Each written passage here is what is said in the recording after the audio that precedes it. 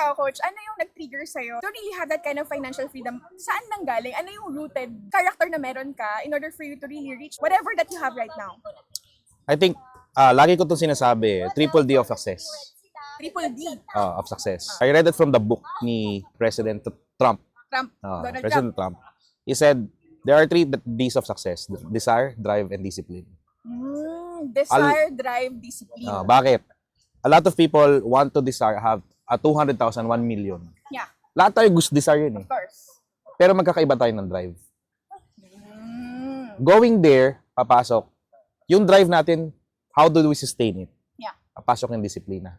Yeah. So sabi dun sa book na people have the same desire, people will have a different drive, but a lot of people lack the discipline.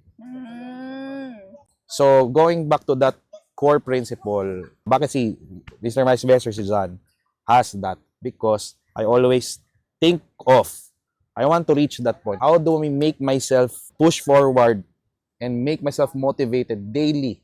Yeah. And how can I discipline myself? Na ngayon, delayed gratification muna. Di mo tayo mamimili ng kung anong ano. Diba? Ano ba yung dapat basic step? I ask people. I ask network. I ask mentors. Yeah, correct. So, going back, okay, andito na pala ako, what's the next for me? Diba? So, yung drive na yun, nag-iiba eh. Pwedeng nandun ka na. Tapos, nagsasawa ka na. Yeah. So, triple D of success, what I learned right now, is equals to purpose. Yeah. Diba? Sometimes akala natin, okay, andyan yung drive eh. Nakuha mo na yung whatever you have right now. Pero yung discipline, yun yung pinaka-essential eh, diba? Like, kunwari, kumikita ka na, pero you don't have the right habit of like saving, managing your money, budgeting. Mawawalan na side back from the scratch ka na naman, diba? Correct. Speaking of purpose, diba yung hierarchy of needs? Maslow's hierarchy of needs, mag-start yan from your basic needs eh. Hanggang sa security mo, hanggang sa stability mo, hanggang yung pinakalas talaga ay self-actualization. And pag na-reach mo na yung level ng self-actualization, you won't think about money, you won't think about stability, you will think about what is your purpose. Correct. Anong meaning lang na diba? Kasi parang darating sa point na wala nang kwenta ang pera Wala na siyang saysay, hindi na siya meaningful sa buhay mo, kumikita ka na ng malaki. Pero ano na purpose mo? Alam mo, connect natin sa Bible. If you read yung story ni Solomon, he said there na everything is meaningless under the sun. Kasi bakit anong context nito? During back then, he has everything. Yeah. He had everything.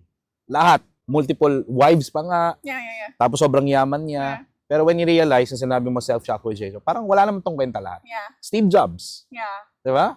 So, when he reaches deathbed, Yeah. wala palang kwenta pera. Why do I pursue this? So, what can we learn from it? That's the question. Correct. Chasing money is important, but chasing purpose is as important as chasing money. Yeah, totoo yan. Grabe. Diba? Same din sa Bible din, di ba si Job, yung book of Job? Oo. He has everything. And then there will come a time sa buhay niya na nawala, inasnap. Anak niya, asawa niya, yung mga yaman niya, whatever, bilang nawala. Pero because of his faith, talagang na-recover niya na doble pa, hindi lang doble, times 10 pa yun nabalik sa kanya. Kaya it's very essential na talaga, you know your faith, talaga naintindihan mo why your faith is very important in your life. And speaking of your faith, how essential yung faith mo dito sa life mo ngayon? Yan ang hindi ko ipagpapalit siguro sa lahat. Kasi yung faith is my conviction if I'm still doing things the right way or not.